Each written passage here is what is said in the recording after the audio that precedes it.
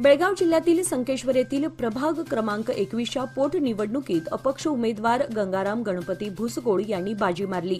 काँग्रेसच्या उमेदवार भारती मरडी यांना 345 तर अपक्ष उमेदवार गंगाराम भुसकोळ यांना 448 मते पडली।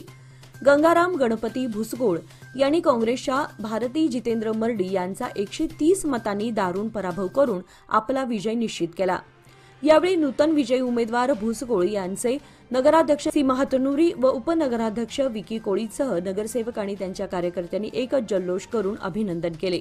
राजवाडा कंपाऊंड वडगाव येथील श्री ज्ञानेश्वर मंदिर येथे दरवर्षीप्रमाणे यंदाही संजीवन समाधी सोहळा कार्यक्रमाचे आयोजन करण्यात आले आहे। बुधवार दिनांक 27 व गुरुवार दिनांक 28 रोजी कार्यक्रम होणार असून कार्तिक वद्य त्रयोदशीला माऊली संत ज्ञानेश्वर महाराजांनी आपला संजीवन समाधी दिन निश्चित केला आहे। या निमित्त वडगाव येथे या सोहळ्याचे आयोजन केले असून बुधवारी सकाळी 8 वाजता हरिपाठ व आरतीने या समाधी सोहळ्याच्या कार्यक्रमास सुरुवात होणार आहे। सायंकाळी 6 ते 7 पर्यंत सामुदायिक नामजप यज्ञ आणि 7:30 ते रात्री 9:30 या वेळेमध्ये सांप्रदायिक भजन कार्यक्रम होणार आहे। काकड आरती, ज्ञानेश्वर माऊली मूर्ती अभिषेक, हरिपाठ व पसायदान आणि आरती, ज्ञानेश्वरी अध्याय, सामुदायिक पारायण, पुष्पवृष्टी आणि महाप्रसाद कार्यक्रम होणार आहे। बेळगाव शहरातील अनेक शाळेमध्ये संविधान दिन साजरा करण्यात आला। यावेळी भारतीय घटनेचे शिल्पकार डॉक्टर बाबासाहेब आंबेडकर आणि घटना समितीचे अध्यक्ष डॉक्टर राजेंद्र प्रसाद यांच्या प्रतिमेचे पूजन करण्यात आले। यावेळी मुख्याध्यापकांसह आमंत्रित पाहुणे, शिक्षक उपस्थित होते।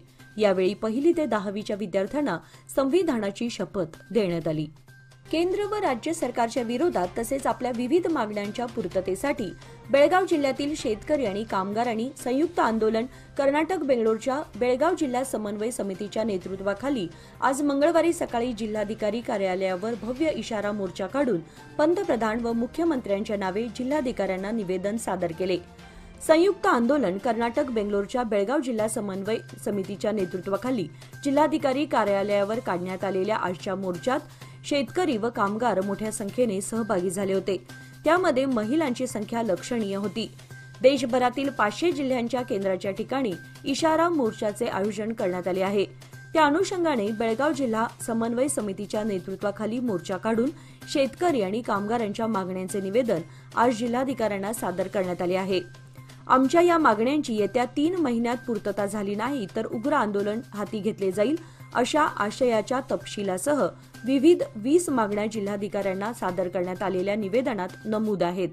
केंद्र व राज्य सरकारच्या विरोधात निदर्शने करत शहरात काढण्यात आलेल्या या मोर्चाची जिल्हाधिकारी कार्यालय आवारात सांगता झाली। खानापूर तालुक्यातील बाचोळी गाव परिसरात गळफास घेतलेल्या अवस्थेत एका इसबाचा मृतदेह आढळून आला असून त्याच्या नातेवाईकांचा शोध खानापूर पोलीस करत आहेत। पंचनामा करून मृतदेह ताब्यात घेतला असून सदर अनोळखी व्यक्तीबाबत कोणाला काही माहिती असल्यास खानापूर पोलिसांशी संपर्क साधण्याचे आवाहन खानापूर पोलीस स्थानकाचे PI मंजुनाथ नाईक यांनी केलं आहे।